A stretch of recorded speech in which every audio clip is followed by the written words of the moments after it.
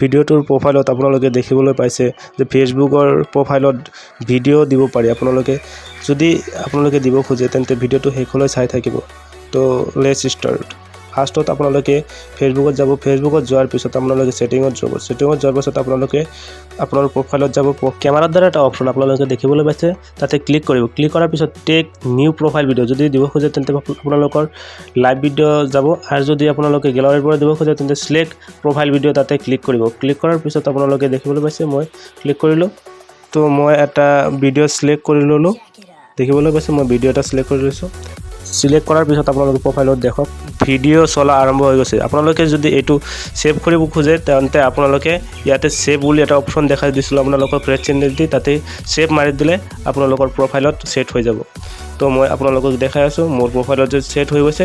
তো আপোনালোকে দেখিছে মোৰ প্ৰফাইলত। তো আপোনালোকে দেখিবলৈ পাইছে মোৰ প্ৰফাইলত ভিডিঅ'টো সেট হৈ গৈছে। যদি ভাল লাগে ভিডিঅ'টো চাই তেন্তে আপোনালোকে কমেণ্ট কৰাৰ কথা পাহৰি নাযাব।